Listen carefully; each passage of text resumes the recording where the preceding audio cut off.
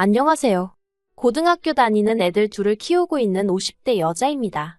남편이 저더러 독한 X라는데 정말 제가 독한 X인가요? 이게 다 저 혼자 잘 먹고 잘 살자고 그러는 게 아니라는 걸 자기도 뻔히 알면서. 그러다 결국 남편이랑 몇 날 며칠을 싸우다가 결국 이혼 얘기까지 나왔어요. 그리고 솔직히 처음엔 애들 때문에라도 참고 살까 했거든요. 그런데 보자 하니까 인간이 미쳐도 아주 제대로 미쳤구나 싶대요. 남편하고 전 대학에서 만났어요. 동갑이라서 그런지 처음부터 말도 잘 통했고, 무엇보다도 남편이 저에게 잘 보이려고 엄청 노력을 하는 게 눈에 보였거든요. 그게 저도 싫지는 않았고요. 그래서 2학년이 되면서는 진짜 사귀는 사이가 되었어요. 저희가 사귄다는 소식을 듣고는 주변 친구들과 선배들은 캠퍼스 커플이 얼마나 불편하고 위험한 줄 아냐며 저나 남편에게 경고 아닌 경고를 해주기도 했지만 둘 다 그런 게 귀에 들어오지 않을 만큼 서로 푹 빠져 있었던 것 같아요. 아무튼 저는 남편의 군복무도 착실히 기다리며 자리를 잡았고 이후로 남편도 졸업 후 직장을 잡으면서 저희의 오랜 연애는 결혼이라는 결실을 맺게 되었습니다. 양쪽 집안에서도 서로의 존재를 진작부터 알고 있었기에 결혼까지 이르는 과정은 무르르듯 무난하고 자연스럽게 흘러갔지요. 하지만 사는 문제가 그저 저와 남편 두 사람이 열심히만 한다고 뜻대로 흘러가는 것은 아니더라고요. 제가 둘째를 임신하면서 입덧이 너무 심해서 제 발로 회사를 나오게 되었는데 그 일을 두고두고 후회하게 될 줄은 몰랐습니다. 제가 퇴사하고 얼마 지나지 않아 회사는 외국계 기업과 합병을 했는데 그로 인해 제가 다니던 회사는 업계에서 내놓으라 하는 위치까지 단박에 치고 올라갔거든요. 어떻게든 버티고만 있었다면 저도 몸값 좀 올라가고 그렇게 원하는 커리어 우먼으로서의 경력을 이어갈 수 있었을 텐데 지금이야 그 또한 인생이고 그저 그 자리가 내 자리가 아니었던 거다 하고 넘겨버릴 여유도 생겼지만 한참 먹고 살기 빡빡하던 시절에는 어찌할 바도 없으면서 그렇게 서운하고 억울한 기분이었답니다. 아무튼 제가 그렇게 회사를 나왔을 무렵 남편도 남편대로 곤란한 상황에 처해 있었습니다.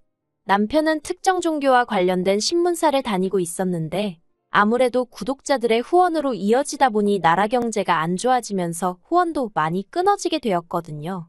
그래서 그나마 몇 안 되는 직원들 중 기혼인 사람들은 관두고 미혼인 사람들은 그래도 훗날을 도모하며 버티고 그런 모양새가 되어가는 듯했어요. 그리고 저희 남편 또한 다른 기혼자들과 마찬가지로 가장의 무게 때문에 신문사에서 나오는 선택을 내릴 수밖에 없었습니다. 그나마 다행히 남편은 얼마 안가 이직에 성공하긴 했지만 그것도 그나마 전에 다니던 신문사보다 사정이 약간 나았을 뿐. 저희 둘의 생활 자체가 크게 달라질 정도는 아니었지요. 그리고 사정이 그렇다 보니 저희는 친정으로부터 크고 작은 도움을 받을 수밖에 없었습니다. 일단 시부모님은 워낙 먼 지방에서 농사를 지으시는 분들이셨는데 안타까워하시면서도 금전적으로 어떤 도움을 주실 형편은 못 되었어요. 하지만 친정에서는 제가 첫째를 키우며 둘째를 배에 품고 있는 동안 살림도 많이 도와주셨고 티를 안 내려고 조심을 했음에도 저희가 생활비 부족에 시달리는 게 뻔히 보였던 건지 그 당시에 2년 동안 매달 70만 원씩 보내주시더라고요. 아주 큰 돈은 아니었어도 그나마 그 돈도 없었다면 사는 게 얼마나 지독했을지 상상만 해도 아찔합니다. 그리고 그런 힘든 시절을 이겨내기까지 한 저희 부부 사이에 조금씩 균열이 생긴 건 아이러니하게도 애들이 학교에 가고 남편이 새로운 회사에서 어느덧 안정적인 위치에 오르고 저 또한 새로운 공부를 시작하면서였습니다. 남들 눈에는 드디어 저 집도 피는구나 그렇게 보여질 시기였는데 둘째가 초등학교에 들어가던 해 그러니까 제 경력이 단절된 지 무려 8년 가까이 되던 때였어요. 오랫동안 잊고 지냈던 아니 솔직히 말하자면 연락하고 싶었지만 제 스스로 주눅이 들어 차마 연락하지 못했던 선배로부터 연락을 받게 되었습니다. 다른 사람들을 통해서 제가 어떻게 사는지 가끔 소식은 들었다며 애 이야기로 아는 체를 하더니 자기가 이번에 창업을 하는데 저더러 같이 해볼 생각이 있냐대요. 자기도 애를 키우는 엄마다 보니 일부러 애 엄마들만 뽑아서 한번 큰 뜻을 이뤄보고 싶은 생각이 들었다면서요. 생각지도 못한 상황과 제안에 저는 너무 놀랐지만 왠지 이걸 거절하면 제 인생에 다시 사회로 복귀할 기회가 올까 싶더라고요. 그래서 앞뒤 재고 그런 것도 없이 무턱대고 하겠다 했습니다. 그렇게 어떻게 보면 제 인생의 이막이 시작되었다 해도 과언이 아니에요. 제가 다시 직장을 다니게 된 걸 저만큼이나 기뻐한 사람은 남편이 아닌 친정부모님이셨습니다. 아쉬울 것 없이 가르칠 만큼 가르쳐 놓은 딸이 어쩌다 집에서 애만 키우는 게 참으로 딱하고 안쓰러웠다면서 그동안 차마 내보이지 못했던 속내를 꺼내놓으시는 친정부모님을 보고 있으니 죄스러운 마음과 동시에 더 열심히 잘해봐야겠다는 생각이 들더라고요. 하지만 남편의 반응은 썩 좋지 않았습니다. 축하는 해주었지만 어딘가 모르게 뜨뜻미지근했달까요. 일을 시작한 이후로 저는 하루가 어떻게 가는지 모를 만큼 빡빡하고 바쁜 생활을 이어가게 되었습니다. 이리저리 사람들과의 만남도 많아졌고 모임 형태의 자리도 많이 늘었지요. 좋고 싫고를 떠나서 대부분은 빠질 수 없고 빠지고 싶지 않은 일들의 연속이었어요. 그리고 그럴 때마다 저는 가능한 부부 동반으로 자리를 만들어 어떻게든 남편과 같이 다니려고 했습니다. 유치하게 보일 수도 있지만 남편에게 인정받고 싶었거든요. 이제 이혼할 남편이니 얼굴에 침을 뱉던지 말던지 솔직히 이 이야기를 하면 남들이 제 남편을 어떻게 볼지 안 봐도 뻔해서 어디다 말도 못했는데 남편은 마치 제가 사업한다며 거들먹거리는 여자들을 만나서 어디 볕 좋은 테라스에 앉아 커피나 홀짝이며 시간을 보내는 정도로 여기고 있는 눈치였어요. 그리고 저는 그런 남편의 속 좁은 사고방식이 너무 부끄럽고 창피했지요. 그래서 더더욱 제가 하루하루를 얼마나 열심히 최선을 다해서 지내는지 보여주려고 했어요. 한편 그렇게 열심히 살다 보니 애들이 중학교 들어갈 때는 돈이 제법 모였더라고요.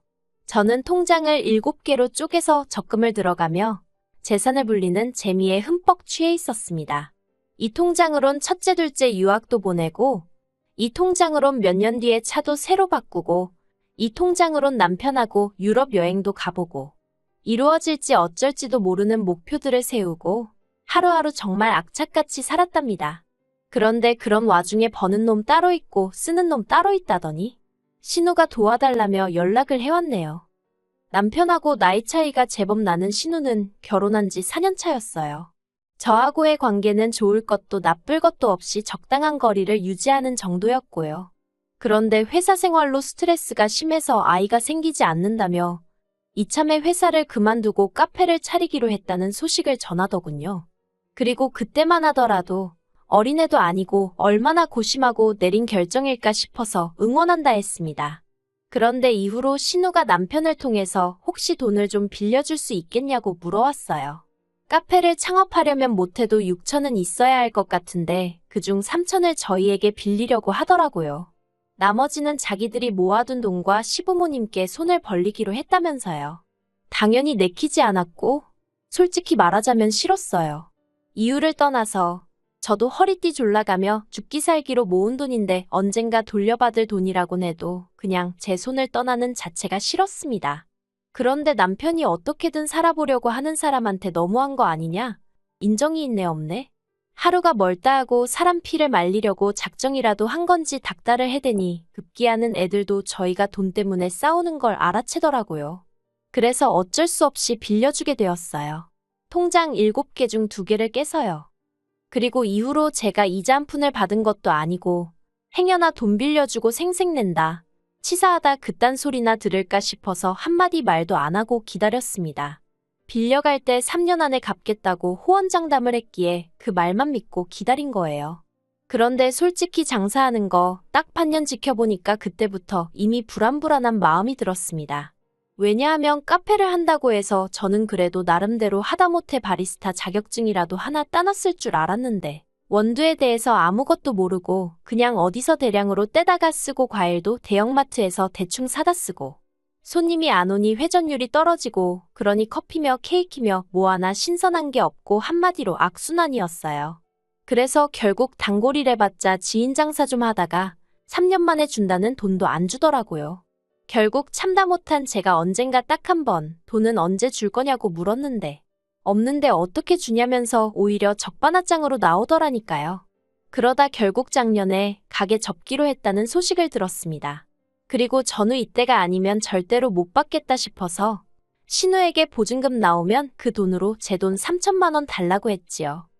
그러자 남편이 저더러 독해도 너무 독하다면서 가게 망해서 속도 안 좋은 애한테 그 돈을 기어이 받아야겠냐는 헛소리를 하더라고요. 가족인데 신우가 어디 야반도주할 것도 아니고 살아날 기회를 줘야 하는 거 아니냐면서요. 그래서 됐다고 말도 안 되는 소리 좀 하지 말라고 했어요.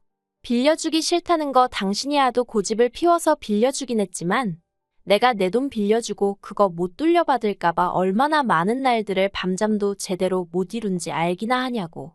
애들도 벌써 그때보다 클 만큼 컸겠다. 애들 교육 때문에 할 말 못하고 그럴 시기는 지났다 싶어서 저도 지지 않고 맞섰네요. 그리고 결국 신우한테 돈 3천만 원 받아냈지요. 고맙다는 말은커녕 하다못해 언니 그래도 돈 잘 썼어요. 그 말 한마디도 없더군요. 그런데 얼마 지나지 않아 신우가 어디서 무슨 소리를 듣고 온 건지 이번엔 네일 가게를 하겠답니다. 문득 커피 때 지켜본 게 생각이 나서 제가 신우더러 아가씨 그럼 네일 자격증이라도 따서 다른 가게에서 일을 좀 해보는 게 어떻겠냐고 했어요. 그랬더니 자기가 그래도 사장 소리 들은 게 몇 년인데 어떻게 남의 밑에서 일을 하냐면서 자기 가게를 차릴 거랍니다. 아직 정신을 덜 차렸네 싶어서 뭐라고 더 말하기도 싫더라고요. 그리고 아니나 다를까 또 한다는 소리가 자기가 갚은 3천만 원 다시 돌려달랍니다. 그걸로 가게 차려야 된다고요. 어이가 없어서 누가 들으면 아가씨 돈 제가 빌려간 줄 알겠다고 아무튼 이번엔 못 빌려준다고 했어요. 솔직히 이번에 또 빌려줬다가는 못 받을 게 뻔했고 설령 받을 수 있다고 해도 그간 했던 마음고생을 생각하면 엄두가 나질 않았지요. 그리고 제 속을 읽은 건지 신우가 이번엔 다르다면서 꼭 성공할 거라고 그러면 지난번에 못 준 이자까지 20% 쳐서 주겠다나요. 하지만 제가 무슨 한두 살 먹은 어린애도 아니고 그런 말장난에 넘어갈 리가 없었지요.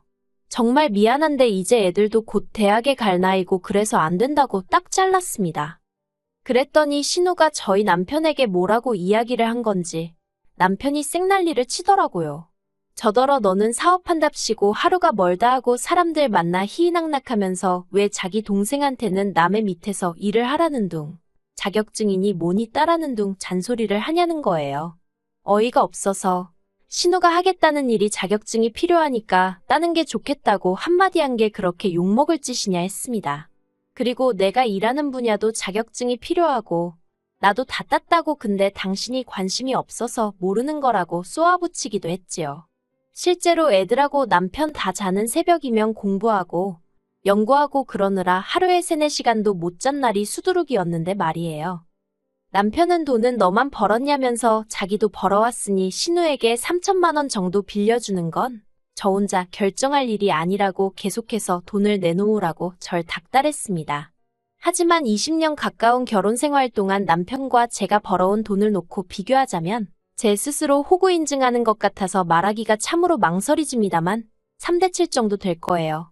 그리고 그런 와중에서도 시댁에 한 달도 빼놓지 않고 용돈까지 챙겨드렸으니 그나마 남편이 자격지심이 있을 땐 고마워하기라도 했는데 이젠 자격지심을 넘어서 아예 철면피가 되어버린 건지 혼란스러웠네요. 그리고 급기야 남편이 먼저 이혼을 하게 되면 재산 분할이 어떻고 하는 소리를 꺼냈습니다.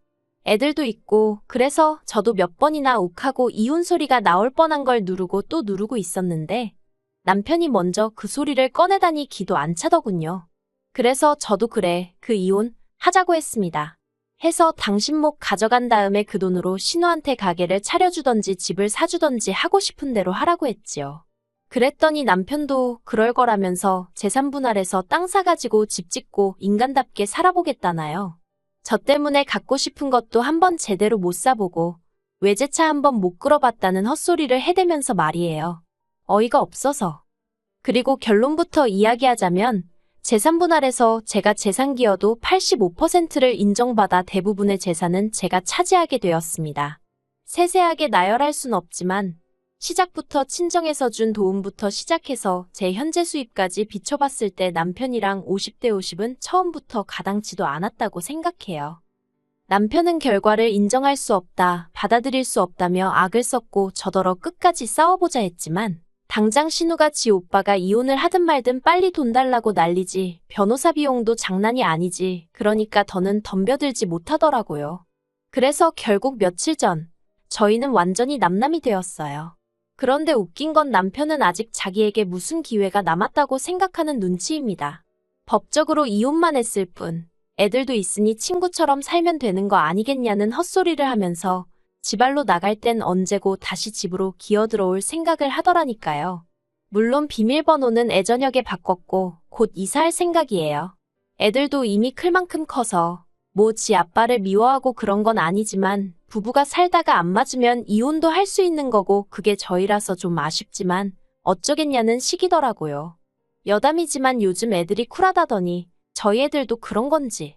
아무튼 어떻게 끝내야 할지 모르겠는데 제가 결혼까지는 모르겠지만 애들 대학 보내고 사람 구실하게 만들 정도의 능력은 있거든요.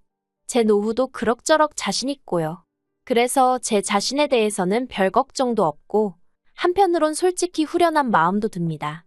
나름대로 최선을 다해서 살았고 더 이상 바꿀 수 없는 현실을 후회하며 시간을 낭비하는 짓은 안 할 거예요.